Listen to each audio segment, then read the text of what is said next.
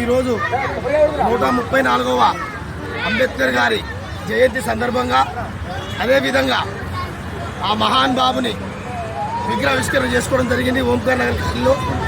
అదేవిధంగా భారత రాజ్యాంగ నిర్మాతతో పాటు భారతరత్న అవార్డు గ్రహీత మరి బడుగు బలహీన వర్గాల మరి షెడ్యూల్ కులాల ఆశాజ్యోతి ఆ మహాన్ బాబుడు కల్పించిన రాజ్యాంగమే ఈనాడు వెనుకబడిన జాతులకు ప్రతి ఒక్కరికి కూడా న్యాయం జరుగుతుంది.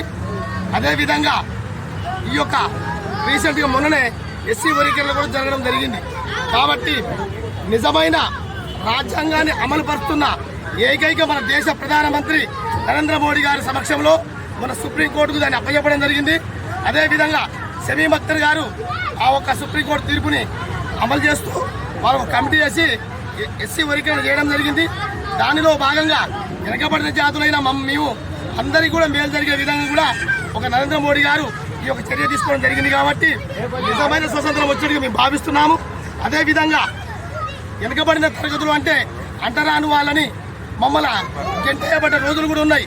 కాబట్టి దాని నుండి బయటికి తీసుకొచ్చి మన భారత ప్రధానమంత్రి నరేంద్ర మోడీ గారు మరి పరేడ్ గ్రౌండ్లో పెట్టే సభలో మా నాన్నగారు మందకృష్ణ మా అధిక గారు వచ్చి ఏడ్చుకుంటూ ఇలా కవులు ఇచ్చిన రోజులు కూడా మీరు చూసినాం, మనం కూడా చూసినాం.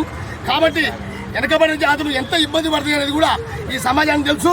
ఒక హక్కును చేర్చుకున్న ప్రధానమంత్రి గారు ఈనాడు మేము వెనుకబడిన జాతులకు ఎంతో మేలు చేస్తున్న నమ్మకంతో ఈ విధంగా ఆ మహాన్ బాబుని ఆశయాలతో మేము ముందుకు పోదలుచుకుంటున్నాం. కాబట్టి ఈ యొక్క అవకాశం ఇచ్చిన మా నాయకులందరికీ ధన్యవాదాలు. జై భీమ్. భారత రాజ్యాంగ అంబేద్కర్ గారి ఆశయాలు.